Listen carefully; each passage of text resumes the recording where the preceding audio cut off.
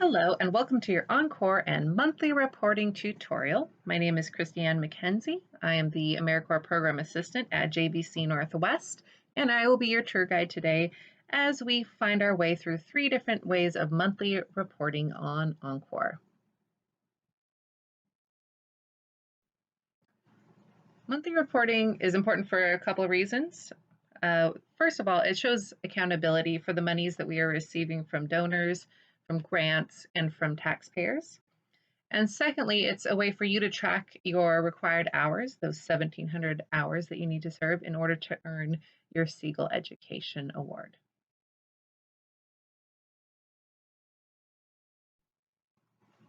So the first thing we're going to cover is how to log in. You'll go to the jvcnorthwest.oncoreport.com webpage, and you'll see the screen. And you're going to select the 2020-2021 from the drop-down menu there.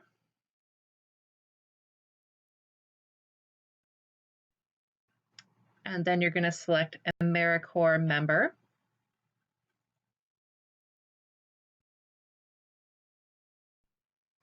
And you're going to enter your username and password. Your username is going to be your last name, capitalized. And at the beginning of the year, it's going to be your first name and the year 2020, the beginning of your service year. So the username might be Smith, password might be Jane 2020, also capitalized at the beginning.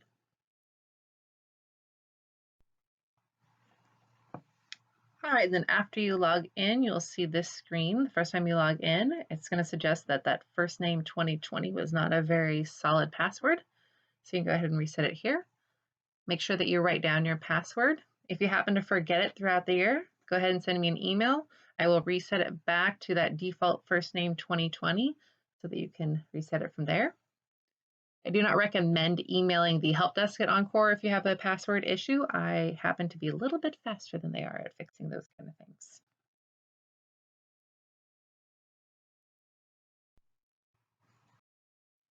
All right, so now that you're at your home page, your name will be there following the word welcome.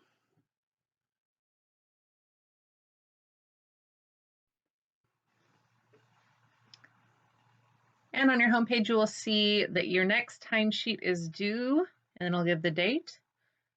You can also go up to the time tracking bar on the menu there. Both ways will take you into your timesheet. And then you'll see something like this screen. Top left there, you're going to choose which period you are in. Our hours are due monthly, so it'll be like August 1st through August 31st, 30th. And then there's 3 different boxes that you can enter your hours in. There's 3 different types of hours you can record. You have fundraising, training, and direct service. Most of your hours at the beginning will be training hours. And then as we move through this orientation, quarantine, getting to know you phase, most of your hours will start to become direct service hours.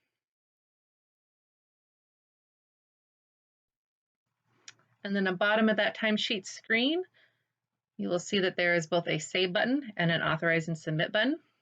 The save button is for those of you who are using OnCorps to track your hours either weekly or daily. The rest of you may choose to record it somewhere else, maybe on notebook paper somewhere. But you can enter those hours ahead of time if you want to keep track. And then at the end of that month of service, you will click authorize and submit to send those hours to your site supervisor. Your timesheet is due by the 5th of the month every month. You will serve through the 31st, the 30th, maybe the 28th. And at that point, you can submit your hours. If you're one of those that records your hours on notebook paper, you have from the end of that service month through the 5th to type all those hours into OnCorps and submit them.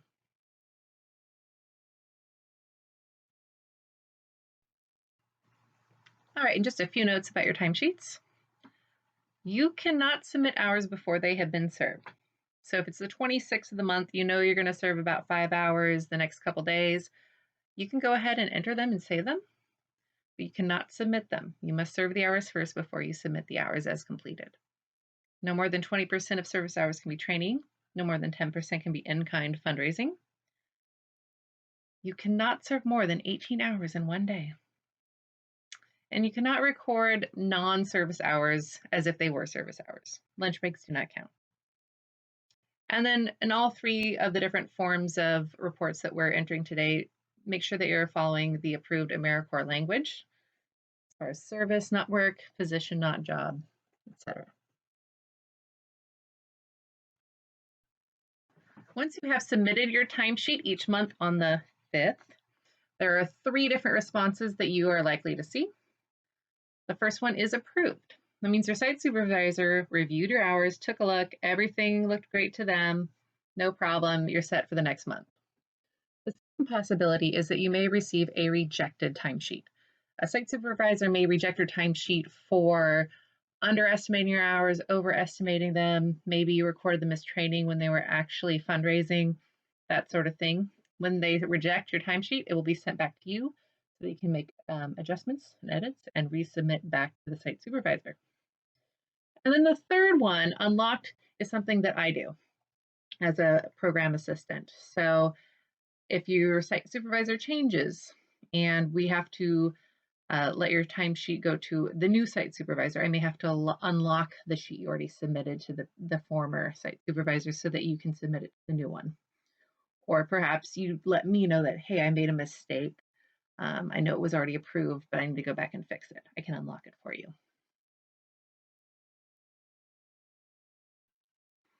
All right, so the second type of reporting is direct service activities, or DSAs. You'll go to the reporting bar at the top there, and then you'll go to submit reports and direct service activities. And that path will take you to the screen on the right, the image on the right, add new direct service activity.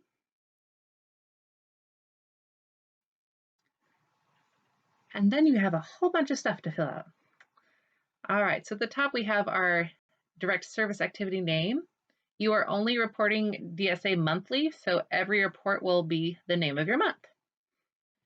For duration, you're going to choose monthly. For the reporting period, you will pick which quarter you are in currently. So quarter 1 covers August, September, October. You'll enter the number of people that you served throughout the whole month.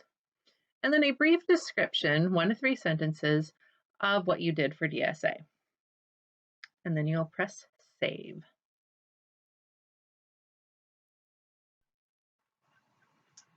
All right, and now we have an actual DSA report that I have borrowed from a 2019 JV. So for service name, we have September. The service date is going to be the first date of service for that month. So her date's a little off, as you noticed. If it's the month of September, it'd probably be 9/2, not 10/2. Quarter, first quarter. Monthly duration, 60 people served. And then we have a brief description of what the JV did.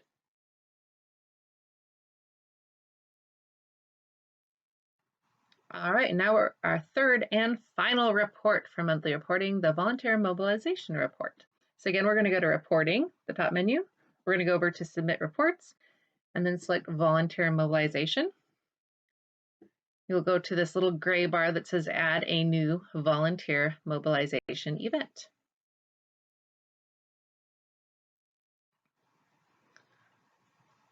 Then we have a few things you're going to have to enter for the event name. Like the DSA, if you are covering a whole month of volunteer mobilization, you can put in September.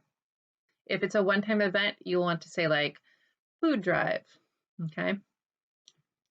Date will either be the date of the one-time event or the first day of the service month. Under duration, you're going to select one-time event or ongoing. Your impact area project, there's a very long list of different impact areas you can select, so pick whichever fits best. Could be education, could be health and wellness, etc.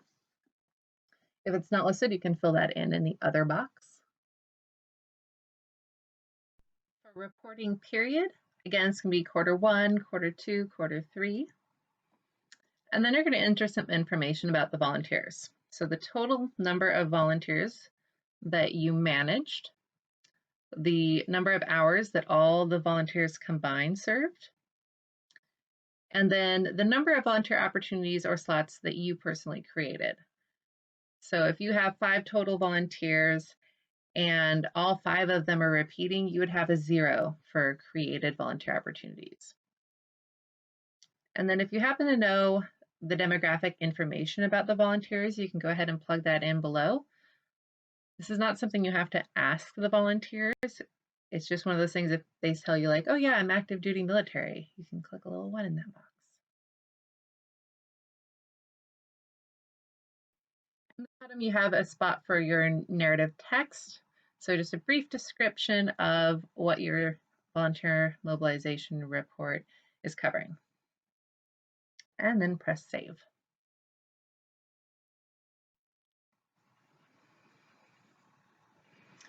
The VMR must be completed every month, even if you had 0 volunteers mobilized during the month.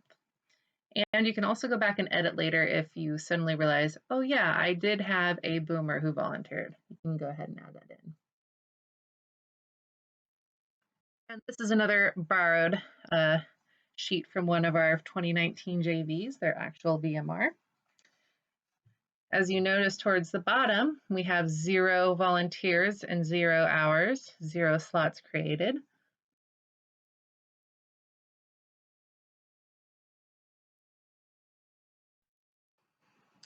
And now we're at the last slide. Those clapping hands are for you for making it through this, not for me. So final reminders, make sure you submit your timesheet by the 5th of the month, every month. You cannot submit timesheets for hours you have not yet served. Remember to complete your monthly DSA and VMRs at the same time you do your timesheet.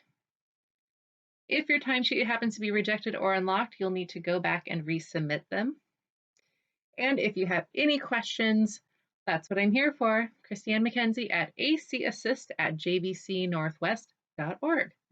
Thank you for joining me for this mandatory tutorial. I look forward to a year of hearing your great stories and helping you out.